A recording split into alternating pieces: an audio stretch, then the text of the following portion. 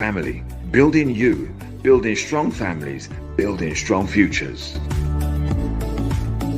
Join us on Men on Monday. Well, good morning to everyone, wherever you are today. It's good to have you with us on today's edition of Men on Monday. How are you doing today? It's been a rainy couple of days from Friday. We've just been having rain. The earth has been refreshed, and we are thankful that the earth has been refreshed. And I'm sure you've been refreshed too, keeping you in. Well, we are accustomed being inside anyway, but it's good to have you, together with us this morning, wherever you are across the globe. It is Men on Monday. I'm Marissa Boyce with you today, along with Bishop Mark, Bishop Edison, Minister Sinclair Brown, and you, our viewers, wherever you are. Today, we are continuing our Teach Me to Love series. Good morning to Karen. Good morning to Susan. And in our Teach Me to Love series, we are talking about how to show affection. How to show affection, what to do and what not to do. And this is going to be quite interesting based on some of the comments that we've been hearing over our show for a while, where they say that the men show women affection and the women tell the man, don't touch me, and all of these comments and so forth. But affection can be understood in various ways. So we are going to be exploring that today. So wherever you are, like our stream, hit that like button. And good morning to you, Ramon. Hit that like button and make sure that you share our live stream. Good morning to you wherever you are. It is good today. Minister Brown looking sharp today. Yes, yes. What's that Susan is saying? Yeah, so good morning, gentlemen. Good morning. How are you today? Good. Yeah. Come on, Bishop Mark. I thought you would have jumped in there, but seeing that Minister Sinclair looked so dazzling today, we should give him the opportunity to really go ahead. Yeah, What do you think? start off things. Yeah. Yes, please. I am feeling great. Honestly, feel excited. I had a really good weekend. Um, I facilitated a marriage retreat this weekend, so we had over 100 persons on that session. So it was tremendous, and I definitely want to give flowers to the two bishops.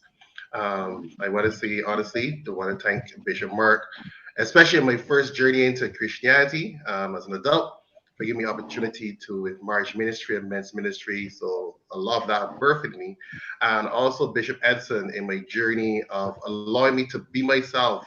He was one of my teachers at School Theology, and he was very pivotal in me embracing myself and me coming into this person. So I had an excellent weekend. So yes, I'm just having the afterglow of of the weekend. So blessings to you in the name of Jesus. I like that. Well, Afterglow. I had a very excellent weekend too because mostly I was ministered onto. Didn't really have to work in church this weekend, and the rain was wonderful because it was able to. I didn't get to a marriage retreat, but I was retreating in marriage. And I'm Praise not. the Lord. I'm not Praise the Lord. Hallelujah. I'm not looking as dapper as Mr. Sinclair, which says to me to check, start looking at my wardrobe. But that's another thing for another time. Good morning, Oh, everybody. you got to try to get this man to behave himself. Yes. I had a good weekend as well. Had a really powerful time in the house of the Lord with the saints of God. Just really a time where we were open to the Holy Spirit. It was just a beautiful, beautiful time in the presence of Almighty God. Over at Charnox. Yes, over at Charnox. So good morning Yes, to the folks please. over at Charnox. And if you didn't know that Bishop Edison, I think we forgot to say Bishop Edison is now the senior pastor at Charnox Pentecostal, and we commend him on that, doing some great things. So these men are movers and shakers. You see them on the show, but they're doing lots of great things, as they continue to advance the kingdom. Now, today's discussion is all about affection. We continue from last week, and it's how to show affection. And that's quite an interesting topic because remember, we went back to the love languages, and understanding the love languages makes a big difference in understanding how a person receives love. And to me, that was one of my biggest learning moments, if I can say, from last year when we had our love series. One of my biggest lessons was the fact that I could be showing love. I could be washing Bishop Mark's clothes, but really and truly, he wants a meal. I could be sweeping the house top to bottom. And I mean, yes, these are all things to be appreciated. But really and truly, my husband wants me to sit next to him. So it's important for us to understand that the love languages are key, and understanding your spouse's love language makes a big difference in how they will receive love. And interestingly enough, not everybody is able to cater to somebody's love language. That's the interesting thing.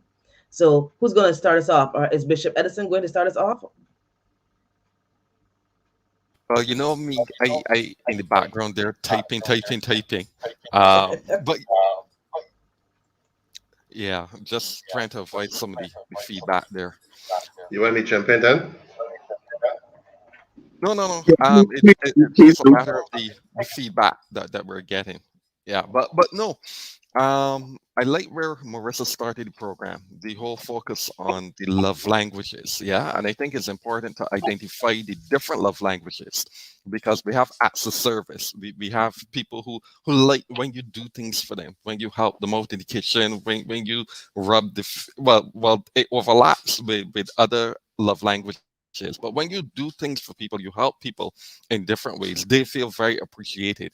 Then there's some people that like gifts. No, no, my wife personally does not like flowers. So if I come and bring her flowers, I would not be showing her affection based on her particular love language. I'm not saying that, she might not kind of appreciate it, but it would not be primary at all for her. All right. So you have gifts, you have quality time. In terms of spending quality time with the individual, you have physical touch, any kind of touch. It could be sexual, non-sexual. You have words of affirmation. So I think knowing the love languages, and then as Marissa said, knowing what your partner prefers in love language, because typically we tend to speak our love language. So what we are comfortable with, that's what we do for other people.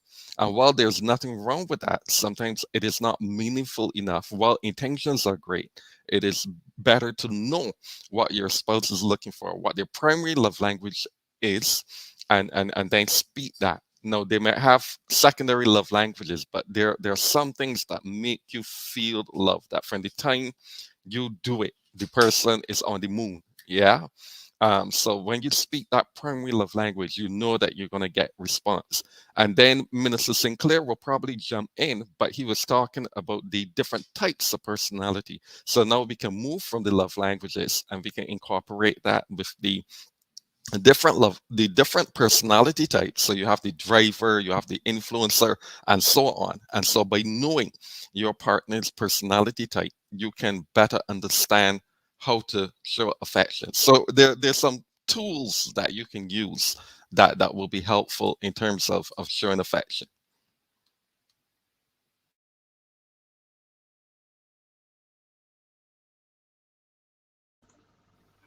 Go ahead, Sinclair. You were saying, go ahead. So I was waiting, Bishop Mark. I thought you had something to jump in there. Yeah. Okay, great. Okay. One things with the love languages is this is the other part you want to add to this. So we're getting you're on layering and we're learning. And I would definitely advise people that are listening, you enjoy the program, but it'd be good if you get a book and start to take notes. Because it's wanting to hear the information, but you can have a tendency to forget majority of it. It is one of the things of retention. We can remember 10% of what people are sharing. So, we are given that time and effort. We love the show, but if you want to be empowered and really impact the kingdom, it'd be really good to take some notes so that we can really move forward in your personal relationship. Yes?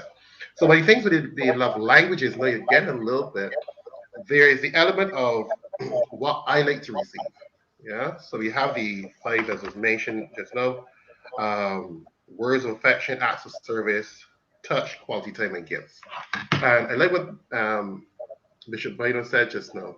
There are some things that subset each other. because you may be doing acts of services such as massaging the feet, but it also incorporates physical touch. So a person may like the act of you saying, well, like, down there, you're watching TV, bring your feet here to me, massage them. So while I may enjoy the massage, it may not be so much the touch, but the acts of service that is there. I even misconstrued that it was the touch and not the acts of service. Some people prefer the touch more than the act. So it is good to understand what I want to receive. That is the first thing.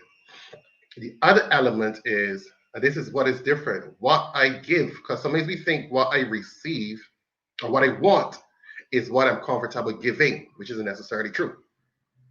I may like acts of service, but I may not be giving acts of service. So I might feel love when somebody gives me acts of service, but I might not be comfortable, giving acts. So I like acts of service, but I'm giving gifts because I figure, I like the girl, I buy the girl of this, I buy the girl of that. So I might like acts of service, but I might be comfortable buying gifts.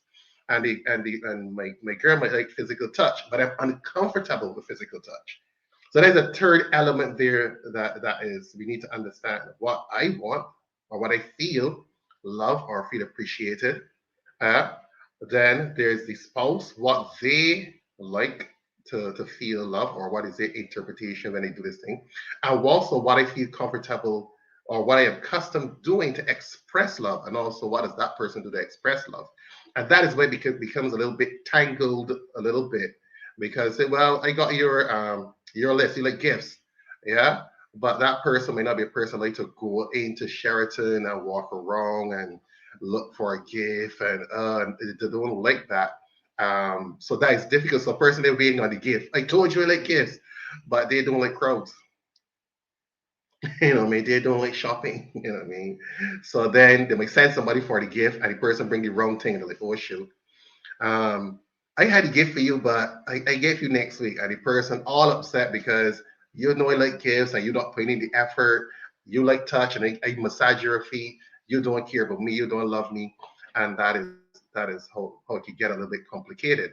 So I'm just tossing that in there to show that somebody can have the information, but then it can get a little touches. Maybe look at these other two variables. I say, what do I feel comfortable giving? And what's my spouse feel comfortable giving? But we have to make adjustments for the spouse. And sometimes that could be a little challenging. Yeah, I think Secure has a very good point. You drop right in the middle of this thing, because a lot of times we talk about the love languages and all of that, but I'm sure everybody can appreciate that to provide one and to even receive these acts of affection are very, very, very important, because as we would have, there are situations where, for example, a man might be touchy, but his wife doesn't like him touching its claws, her skin, and things of that nature. And that is why it is very important to communicate and understand each other's backgrounds, understand and be willing. This is what, as Secure was talking, came to my head. You have to be willing. That's why I always say marriages work. And I needed to change the name of my book from Working at Marriage to Marriages Work. Because now, if the love is really there, it should be able to make the necessary adjustments. For example, Sinclair said about, I'm a person that not love crowds. Personally, I don't really go in town. I don't do that. But what I do is that when it is time to make sure I get something for my wife, that I make that effort and go and do it myself.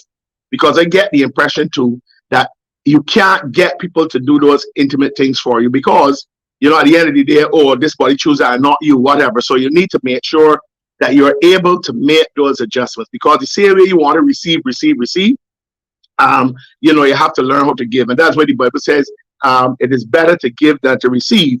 Some people carry that too far and don't want to, understand that some people give and then feel intimidated by receiving.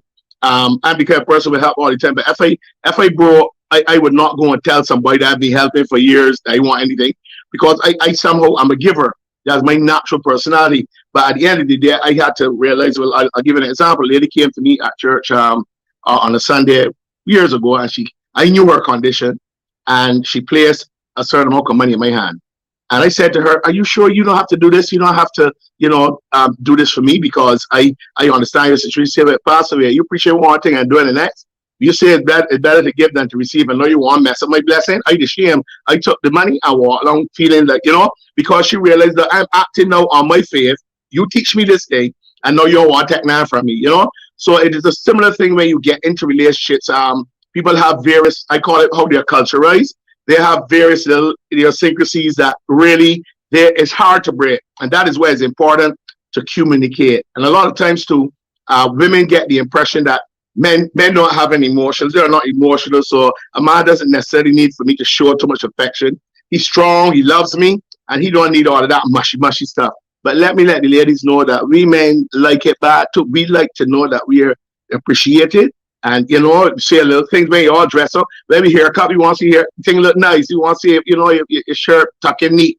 Those kind of things. So please understand that we in this big tough thing. We are men who want to be appreciated and want to experience affection too.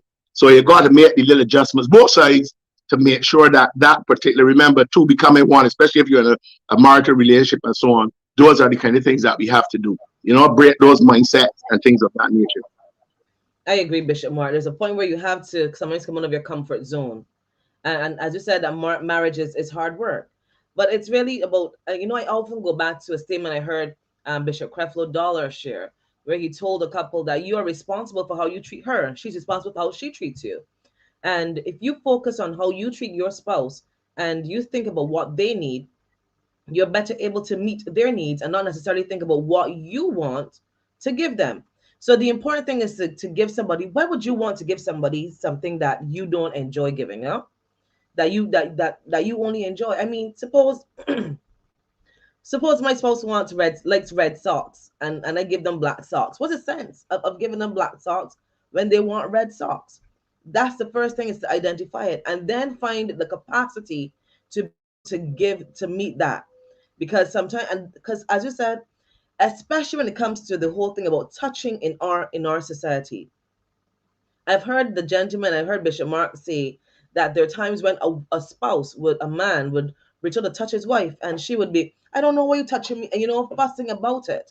And it seems that is a big thing where men who want to touch, women don't want to be touched. So that seems to be an interesting thing there. What happens when, a person does not like being touched, but for you, your love language is to show, that touch, that passing touch, that I know maybe a rub head, because it doesn't only go for women, but it's also for men, because there's some women too who love to touch, and then there's some men who don't want to be touched, but that's somebody's way of expressing love. So how do you manage that when it's on the opposite end, when you want to give that, and that's how you show love, but the person doesn't receive that?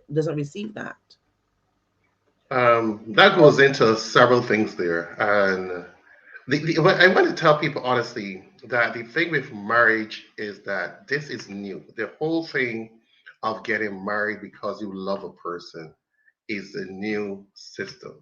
Okay. People did not get married necessarily for love before. Okay. So that's why all this information, and it jumps over these love languages and personalities and all these different things. Because marriage was serious. That way when people look at the Bible, they tell them a healthy marriage is held together by knowledge and not by love. It seems romantic, but you don't see that even from a biblical perspective. Is very a choice, is a system, is a system. That way people that are in the East, they had arranged marriages, and the marriages last forever. First thing you saw your spouse was at the altar. I was like, yeah, we choose, cool. My parents choose you, let me go, right? That is a crazy ideology for those in the West. So the thing that now we have all these things that go, um, the love and love languages, all those things is new. So this is one of the reasons now that we're in a space that sometimes is difficult, because let's say if a lot of men, and I want to say men because women would normally share about, men don't want to be touched or men don't want to show public affection, and yes, and there's a huge element of that where there are guys that would feel like a soft man because he walking through town holding a woman's hand, and that's not just in Barbados, that's across the world. Like, I mean, especially um, a lot of the cultures that exist. But holding hands in public as a man, You know, I've had a guy say he was a figure soft man, he would try to hold your hand, so he's an easy hand to hers and stuff like that, right? So What wait, Sinclair, stop. That what? That he's a soft man because he hold his wife hand? Yeah, there are a lot of people that feed women too. There's some women that you can't hold their hand in public. That is not just a man thing. That is a personality. I know the women thing, but I was just thinking about the man saying that he feels like a soft man. I thought that more. It's more like okay, go ahead. There's some things that people are comfortable doing in public, and then there's some things that they will do in private and only in private. People don't understand that. Yeah, they will hold hands in private. They're good with that. We do it at home, but if we in public, different story. Right. That whole public affection takes on a different kettle of fish altogether. And that's one of the reasons that is sometimes people's comfort level. So yes, let me say a guy wants to hold the girl's hand, but she doesn't like holding hands in public. She's uncomfortable. She feels exposed. It makes people like look at the attention, because some people don't attention. So it might not be that I don't like holding your hand. It is that it draws attention, and I don't like attention. So it gets a little deeper than just like opening a door for a lady or something like that. Yeah, some of me don't. I'm serious. I'm telling you, I'm Generation X, right? And I'm telling you, y'all ladies then decided that we equal, and opening the door became a bad thing all of a sudden. You know what I mean? Open the door, open the door myself, like my hands in breath. So you don't have to open the door don't open the door. You know what I mean? You're caught in this weird schism of women being independent and they feel like less than because you open the door for them. So if you open the door, you don't get a thanks, you don't get nothing, you just get whoosh, right? So we're caught in all these things that says this is a form of expression, there's a form of what man's supposed to do, but it is very cultural and individual, and this is what makes it get complex. Because we get information from other people, we try to express it in our relationship, and it doesn't work. Yeah. So as you ask the question, I touch, but a person uncomfortable. The challenge is there's some people that even in private, touch becomes a problem. So my thing is this: private touch is a problem. Yes, so we're going back to the question. You are showing, before we talked about the fact that you are showing a spouse love in a way that they don't receive. And then now you are showing so this is your love language. Your love is pass and brush and touch them. I remember, sometimes you'll be in a house when the person pass and amend. And I hear Bishop Mark always say that he does this with his wife, pass and, squeeze her and so forth. So what happens now when you are looking for that and the person doesn't give that either? So it is really a condition of the mind where I could be in a relationship with someone whom I want to pass and rub Bishop Mark's bald head, and I can't rub his bald head because if I rub his bald head, he wants to know what happened to you. Are you rubbing my head? What happened? I'll give you a look, and then you're uncomfortable.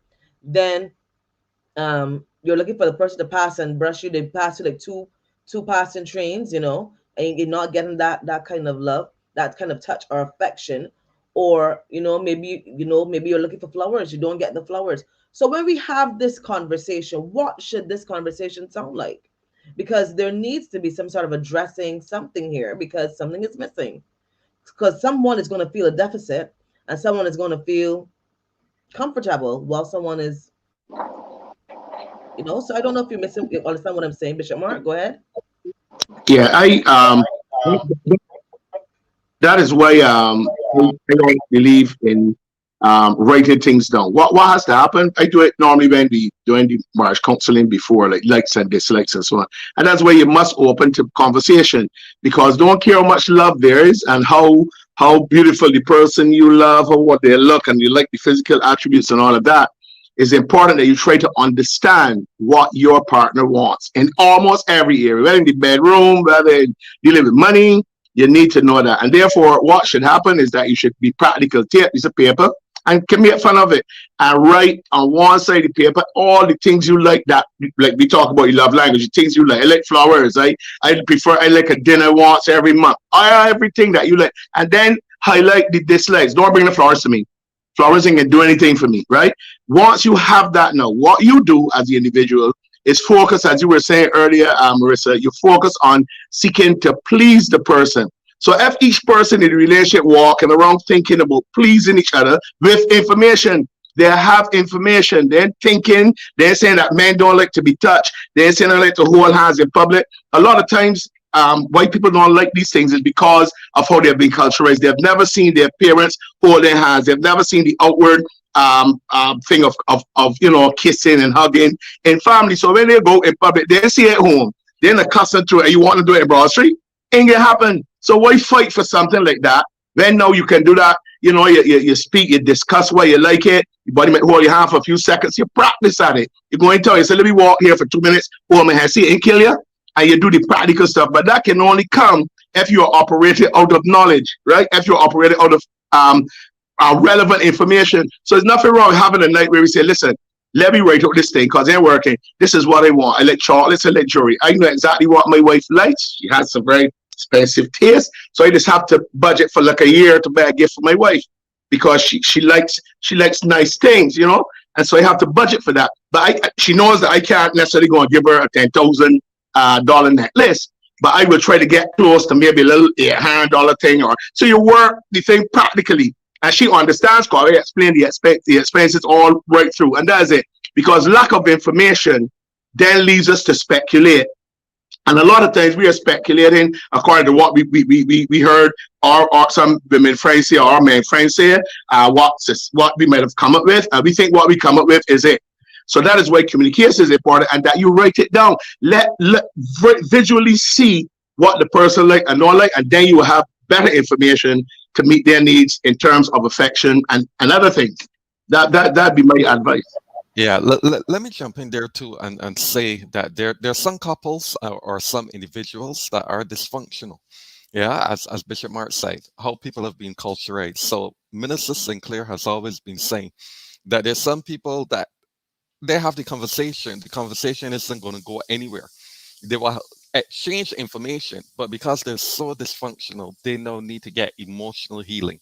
And that is where the external parties come in, the counseling comes in, because sometimes people don't know what they're doing.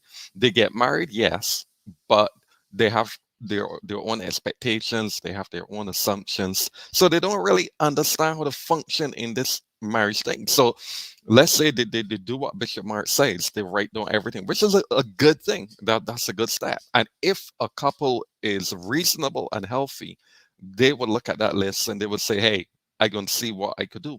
But there's some people in the back of their mind, this is unnatural. In the back of their mind, they don't know how to deal with this. They don't know how to make this thing happen. So I think it's important for some people to get the counseling, because they might have to be coached as to how to do it. Yeah, step by step, to change their thinking and their feeling. And so once you're able to change their thinking and their feeling, you can get them to do things in a more healthy way. Yeah, but we are assuming sometimes that a couple is healthy, reasonable, understanding, and that may not always be the case. But that's the thing right there, and that's one of the reasons as I tell people, the information we share here definitely is a lot of first layered information. Yeah. So yes, writing those lists down. I would always mention to Bishop Mark, and that's why some things he may be able to like, he would be sharing this information, and he said, "Well, can't stand. We gotta get it. Give with the powerful information. People gotta pay for this information, and y'all still doing the same thing." But the truth of the matter is, despite the fact, and I say, although a person may raise in a particular space, be it single parent and all those things, a person can be raised in a similar environment, but they're healthy. They know to make changes. They know to make adjustments. There are some people, because of their personality, because of their intake or their output, it is difficult for them to make adjustments. So getting the information does not mean they know to make adjustments. And I normally share my clients, kind of giving this story to explain. When I was at school, I was athlete. I was good, but I wasn't great. So I would be the decathlon guy than the person that played. But I was in the 100 finals, and I came second last. And I came second last because the guy behind me stopped running. That was it, right?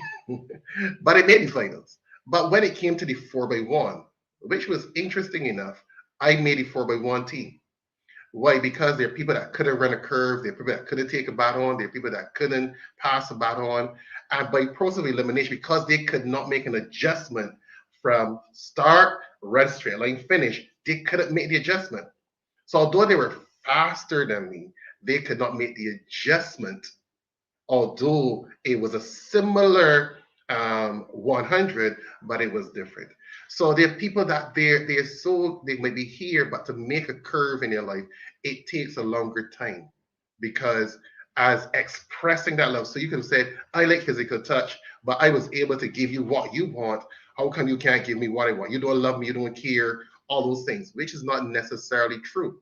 Bishop Mark made an example just now in a way he shared when he said, you hold the person's hand for 2 minutes. As they say, kill you now, and you go. Because you see, the problem is that the person may hold your hand for 2 minutes, but that 2 minutes might have been so uncomfortable for them. So by the time the person let go of their hand, the person didn't take note of the 2 minutes. They look at the fact that they let go of the hand. If you understand, so it was not an encouragement to extend holding the hand. So also, you ashamed of me or whatever. What you've just done is put a negative emotion on the effort, which is different saying, well, I know you don't like holding hands, but you hold my hand for 2 minutes. Thank you, right? Eventually, I'm just saying, the person can do 5 minutes. And you add a positive to it. You do positive, you do classical conditioning. So there are a lot of things that people don't understand, that they may see a person with 18 years in marriage and see, oh, they're holding hands in public, but they don't know the things they had to do to get there. They get married a year now and want the 18-year marriage in 2 months, in 6 months. That is true. But they don't understand the journey. And clearly, I share, like, my wife and I, like, phrases, we kissed before we leave home, and when we come back home. When we first got married, that was something that's very uncomfortable for my wife. That was not something my wife would have normally done. But it took, like, the classical conditioning. No, if I'm leaving home and I don't give her a kiss, she looking like, you want kissing me when you leaving? And all of a sudden she's going you better kiss me. Yeah, you better kiss me. Like, oh, you're afraid of Marissa, so you don't want to kiss me? No. And I'm telling you, in our first 2-3 years, that would have not happened. I'm telling you, that would have not happened. Yeah. So we expect to see the benefit of people that were mature, walking through effort, and want what a 10-year, 12-year, 15, 8-year marriage has, but then we want it in 6 seconds. Marriage is not a microwave. Marriage is a slow cooker. Yeah. But see, you said something that was very, very, very informative. We talked about the 2 minute and so on. The person, instead of appreciating 2 minutes, get angry and so on and so on. But that speaks to something else. A lot of times people come into relationships only seeking to receive. They are using the person to make up for what they might have lacked. For example, if you have had rejection in your life, like I went through a lot of that with my dad and so on. But I made a determination that I'm not going to look to my wife every once in a while it still raises its head, because if you don't feel appreciated or you feel rejected in some way, you still respond. You respond a little better now because 28 years, 29 in these years. But the point I'm making is that a lot of times people get into these relationships, say that they're in love, but they want the love to fit them, to appease them, to meet some needs that they might not have had, or some deficiencies, or whatever you want to call it. And so that is where you find that somebody tried for the 2 minute hand holding publicly, and instead of appreciating it, you call it, well, Lord, you don't love me, you ashamed of me. You think, and you go down the road with a whole set of negativity, when that 2 minutes should have been celebrated. And so that is why I think it's vitally important, right? Vitally important. And I'm telling you, sometimes you have to give up, what should I say? You have to give up your space initially in order to get back round to you. I hope you understand what he's saying. So it means that sometimes you have to push to please the other person, and then by extension you get back. Not only do it till you get back, but it comes back to you. Because if your spouse is comfortable, by extension you should be comfortable too, right? But not comfortable here is all about you all the time. So that is where careful for you. And another point I talked about, like expectations. Expectations are also to be discussed. And honestly, I don't hide anything. So that now I know a part of my job, part of the hard work of this marriage is not only about me getting, or this relationship about me getting, but it's about how well I'm able to respond to my partners. And once each person do that, as they always say, when they come on the place, everybody, love must be the center of the whole thing. All right, I clicked the wrong thing there. All right, so we're going to take a break. We're going to come back, and I want to talk about discussing expectations, because that's a part of affection. Discussing these expectations and really examining them as we continue right here on Men on Monday. Good morning to all of you who are with us. We are this morning discussing how you can show affection. That's right, in our Teach Me to Love series. Don't forget that Bishop Mark has lessons right now. We're heading into our time with CXC, and those of you who are doing CSAC, maths and accounts, you need those lessons. Make sure you give Bishop Mark a call at 268-1078. That's 268-1078. And don't forget to check out Bishop Edison Bino with his new book, 8 Success Factors for a Healthy Life, available on Amazon right now. And of course, also Minister Sinclair Brown and the Healthy Talking team.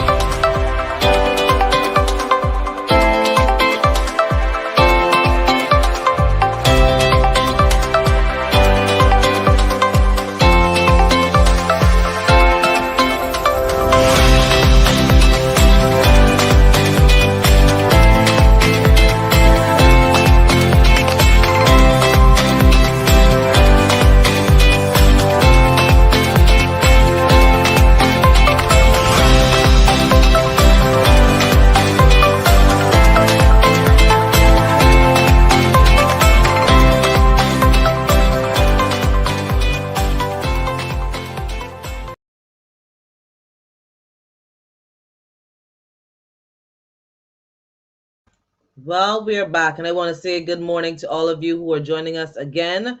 Today, we are talking and discussing all about affection. And we're talking about, yes, this morning, expectations as Bishop Mark, because I really want to talk about that. The fact that, when it comes to affection, people will have their expectations. And interestingly enough, one of our viewers this morning commented that when she's upset, she might not show affection in the process of when she's upset, but doesn't at that place long. And it's interesting to note that when we're in this place, it shifts. Things shift. The expectation shift. So suppose you're one that when you were upset, you would still relate to your spouse in love. And then what if you have another person who says to you, when I'm vexed, don't even talk to me. So the affection is gone because of that. So, let's discuss that. Go ahead. When we use words sometimes, I wonder what because we talk about when the pressure is on, how affection disappears. I don't know. I my experience haven't been that, so I thank you, Lord, for a special wife. Maybe I might be more popular as concerned as she is, but I thank you, Lord, for that. But we all say the same. Oh, I'm vexed so hard, and he's ready he want to come and jump in with me. I'm vexed, and maybe the vertical is happening. He ain't treating me right, so he want to come now with the horizontal. And all these things that we set in our mind. But I think that's why discussion and communication is important. And you discuss. If we have an issue with something, it should not affect my affection. Right? It doesn't happen here with us. And up to I'll give a little story again quickly. We were here, me and my wife, we had a really little discussion over something, and we had our little thing, and she going on the road. And when we came back then for breakfast, we sat down. My wife did the same thing. She would usually sit there, we share the thing. You want this, you want bread, you want the next, whatever. And what blew my mind was that my daughter said, listen, going to be 17 in April. She said, listen, when I do get involved, I'm married, I won't be like you on the door. Just there one another day, seriously about a particular issue. I know you're all saying, hey, ask if you want this, if you want butter, this is enough bacon. She said, well, when it's something else, this is, you know what I'm saying? So right in front of us, this lady, my daughter saw it, and see, and that is how you have to do it. Whether or not I vex with you or you do something wrong, we ain't perfect. That all of a sudden I have breakfast. I do my breakfast in the bedroom. We had a disagreement out in front of the TV. You go in one bedroom, I go in the next. To me, people got to mature. And Minister Sinclair say this all the time. Marriage for immature people. A lot of people bring all of their baggage and place it. Oh, you're talking. So and they walk and squeeze it past one another and speak to one another for weeks. We need to get more mature than that. So that's when again this thing has getting emotional. Because this thing about affection, you love my husband though, but then you could diss your husband or your wife for something that they made a mistake or they disagree with you. Because people bring too much baggage. That's why I tell Sinclair already his drama leaves lasting impressions on people. He did something at church called your baggage walk, a big suitcase and thing. We didn't even have to preach. That minister like a sermon. That's what our man did there, but that's another story. Sorry to digress a little bit. So I think But it's but really you know, about Marissa, self-control that's no, necessary in these situations. That self-control must be key. Go ahead, Bishop Edison. yeah, no. What I was thinking is that sometimes you have to learn from other people, yeah, because remember you have been culturized a certain way, and you only know certain things. You operate within certain parameters or within certain boxes. So sometimes you need to be around the people like Bishop Mark. You need to be around Minister Sinclair and so on, because then from being around other people, you get to understand some of the things that you can do, some of the things that are possible. No, you don't have to do everything that they do, because your marriage is not to be a copycat of their marriage. But you might learn a tip or two by being around other couples, and you might learn some things about physical affection. You might learn some things about language, affirmation, encouragement, complimenting, getting gifts. So there are little things that you can learn from other people. And I think if you're going to work on certain things, you have to have something external from you. If everything is internal to you and you're not taking in any information, any guidance, and so on, you will do what you've always been accustomed doing. Yeah. And even if you look at our faith, Christianity is not lived out by uh by being an individual isolated from other people.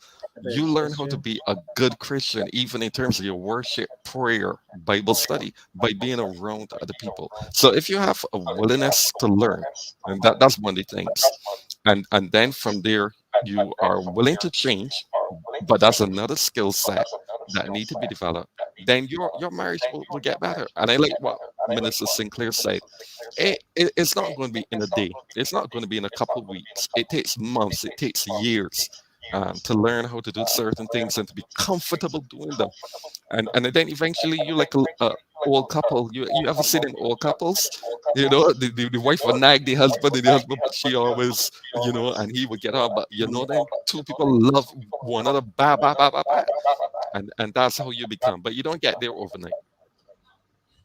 As you're sharing there, our program is about how do I show affection? Teach me how to love you.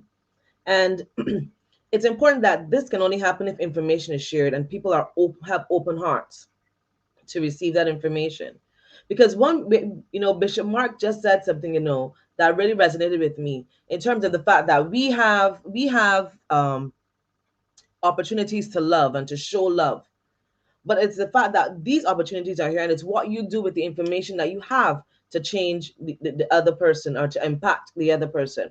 So when that person holds hands for 2 minutes, don't be negative about it. Comment them and say, I really love the fact that you hold my hand today. Or, they try to cook a meal, especially if they're not a cook. And you say to them, I'm glad that, you made an effort, and I'm glad that you did that. Make sure that we compliment and not necessarily be negative in response to their efforts. It is important for us to pay attention to our responses to their efforts, because in nature, as Bishop Edison just said, the coming together, watching other people who have healthy marriages or somewhat, they're growing in their marriage. Surround yourself with persons who will help you to build rather than, become isolated because you're in a certain situation. And I believe that not only counseling, but I believe that marriage ministries in church are key. I believe that they're very key to helping people build stronger marriages, because not everybody's going to come on and say, what, I'm struggling with this, I'm struggling with that. But the fact that you can say, this is what I'm dealing with, or a couple talks about something and how they got through their journey on something else will help you understand. that, you know, I'm not the only one going through this at this season of my marriage. But it's really about loving your spouse, being on the place to say I'm going to sacrifice self to meet my spouse, and then the spouse not being on the other end, being a taker, and you know, taking all the time and not giving in response. And I think that's majorly key when we share thoughts this morning. It's about your response and effort towards, you know, showing your spouse affection in a way that they understand it, and not necessarily going into a marriage or to our relationship to say it's about what I can get. Let me see what I can get. Let me see what I can get. But rather giving. Go ahead, Minister Sinclair. I think Anne Braff said something quite interesting there. She says if someone is broken, she said they can't or they shouldn't be in a relationship. And then Substance Smith says, I beg to differ. Sometimes God places individuals in the way to help mend the brokenness. And Bishop has said some people don't know they're broken. And those three comments I want to mesh together, which is quite interesting. What can happen that can be abusive in a relationship? Let's say because they're compulsive givers and then they're compulsive takers, and they fight each other. Yeah. And it could be a person draining the life of an individual, and that person, oh, I don't feel love. I don't feel love. You're not meeting my love life. You're not doing this. You're not doing that. And there's nothing you can do to fill a broken vessel. And what that ends up being abusive to another individual. So sometimes we have to also have boundaries in the midst of affection. Because a person meet this person needs. The truth of the matter is, and that's one of the reasons in my sessions, what I do, I teach people as being individuals, learning to love yourself, accept yourself. That is the main thing. Because if you know how to fill your cup, the demand is less on the other individual. But what happens, I find, is that people stay over here and they say, yeah, fill my cup. And if you don't fill my cup, oh, you don't love me. And I feel empty and I feel drained. That is a level that could end up abusive. And it has, because we end up in a society that we're developing, I'm serious, we're developing more narcissistic characteristics. I'm not saying we're narcissists, but we are very self-centered in our behavior. Because we post and we get to see how much likes they had and how much things, it is always about me being the recipient. And the challenge is that there's some people now who go in now to relationship to be a giver. And if you're that person, love to give and love to give, and you meet this person who's just a compulsive taker, there's nothing you can do to make them feel satisfied or appreciated. They're easily offended and they're broken. And you could end up just losing your being inside of there. So I have no problem with affection, showing affection, understanding love languages, but you also have a sense of self, because in that space, someone spoke about deliverance earlier. Deliverance, I think, is necessary, but deliverance is not a cure. Okay, deliverance is not a cure. Deliverance is to get rid of those demonic things that can oppress or suppress an individual. If you are not a Christian, you could be obsessed. If you're a Christian, you're suppressed. But Christians, yes, we need deliverance too. But it frees you from that, but it doesn't change choices. Yeah, we think that deliverance, you go to the altar, you throw up and whatever happens, oh, I have my deliverance. No, you still got to get up and make choices. And you hear this on the program all the time, and Bishop Mark normally goes there. Your background, your history is more vital than anything else, because many times our affection variables are what we see, what we've raised up around. An absent father, generally speaking, you're going to find an absent guy. Okay? So I didn't raise with a father around. So my solution in relationships was, if we are having an argument, and I was raised with only females, mother, grandmother, sister, so all that estrogen in the house, I used to leave home. So if you in a relationship and you start to argue, you know what I did? I left home. It was the solution that I raised up with. So I thought I was doing a good thing, because I'm not going to get into argument and then say something that I can't, retract later. So although I was doing a good thing in my mind and in my heart, it was offensive in a relationship. And many times we don't even know we're doing something offensive. We actually think we're doing something good by walking away, by going to the other room. And sometimes you have to walk away because that person could be nagging. They don't know when to stop. They don't know to respect boundaries. And all those are things that now you have to learn. So it's not a one-shot musket, and we have to learn how to be able to deal with those emotions. Some people cannot deal with silence. So a person might be upset and they're just trying to say, you know what, I'm angry right now. They languaged it and they're saying, give me a couple minutes. But because they're quiet, and they're poking and they're touching, or let me hug, let me hold, let me talk, and the person, could you please stop? But they tell me to talk and they tell me to communicate, and you know you're not listening to the program, and the person loses it. You understand? So the variables are very much muddled. I would say to people is that we need to have a third party, somebody to teach us. The ideology that we could do this on our own, I think is stupid. Yes, I really think it's stupid in 2022 that we think that we can either listen to a program and healing and we don't want to in our business. The best singers in the world, you know what they have? Vocal trainers. Usain Bolt, the fastest man in the world, he had a coach. There's no way that we're thinking that in life that we have relationships and we shouldn't try to have somebody coaching us, that their life, which is difficult and hard, and we should have life coaches. The Bible said, a multitude of counsel, there is wisdom. And I think that first not understand that not all the information we're going to get. And sometimes, sorry, quickly, I had a couple of married 65 years. Married 65 years, and they came. And I was so humble because how you married 65 years and it's a baby to y'all in a relationship. You would take them and say, you can't tell me that I'm married 65 years. But what was so beautiful with this couple that says, no, we go to marriage, we go to counseling at least once a year. You know, to make sure that we keep up. We don't wait till there's a problem. We go and get counsel to make sure that any issue. And they had an issue. It was the wife. She was a bigger personality. And the beautiful thing is, and because she's so open, she wouldn't mind me sharing this. But she thought she was complaining and saying her husband, he's on the internet a lot. He's on the internet. But when we did the analysis, it was her that was on the internet more than him. So she brought any relationship saying, oh, he's always on the internet and he, you know, the intimacy is suffering. But when we did the analysis, and she was the most shocked to see that she was more on the internet than he was. And she laughed, she apologized, and they're happy with it. So we cannot believe all the time that we can solve our issues by ourselves. And my advice is that we need to have people that are trained in the space and are giving subjective information, but also to help us from objective tools.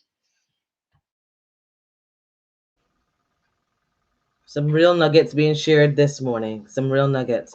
So we've come to the end of our show this morning because it's now 10 o'clock. But feel free to like and share our stream. Feel free also to re-watch if you need to re-watch. And I encourage everyone to make sure that they take that love languages test. Take that love language. Just go on Google and search, take the love languages test. Yes, Ramon. And so because of that, you're better able to, find out what appeases you and what appeases your spouse. You're now functioning in knowledge and not from headspace or what you think it is. And the truth is that sometimes when you take these love languages tests, you realize some stuff that you didn't even realize about yourself, because you might think your love language is acts of service when it might just be quality time. So it's important to know this and work in a place of knowledge rather than what you think it is, because especially you could have been married 5 years ago, 10 years ago, and realize that what was then, what tickled your fancy 10 years ago does not right now. You know, it is you're now in a different space. So so I'm glad that some of you have learned taking notes. I was actually trying to find that link for you to post to post that link. I could find that link to post in our chat for those of you who want to take that love languages test, and I forgot to do that. So I'm going to try to do that for you so that you can understand the importance of taking that love language test. Gentlemen, any closing words this morning? Well, I'll close first, as I usually close and be free. What I would say is, there are a couple of things around here. Simply learn to say, I love you. That will help the situation. Continue to offer your tokens, and remember, physical display of affections are the most effective. If you don't like the pulling, let it pull. Let it get pull. Let us get a hug. Let me do. Just be flexible and let us love work, man. It's sweet, man, get it work. You got problems all the time because it's human, but you never let the issues cause the love to fall apart. The love is the foundation. That'd be my 3 cents. And as usual, I gotta leave before the others, but love you all. Stay sweet. Blessings. Thank you very much, Bishop Mark. You're welcome. Well, I just said a mouthful before you finish, so I just say keep working at marriage, and I had it over Bishop. That's Yeah, I would definitely say the same thing. Just be willing to learn, willing to change, and keep on growing. All right, so I posted that link there quickly. Copy it, post it into your browser. The link to take the test for the love languages. Find out about yourself, find out about your spouse, and continue to learn. Next week, we're looking at intimacy.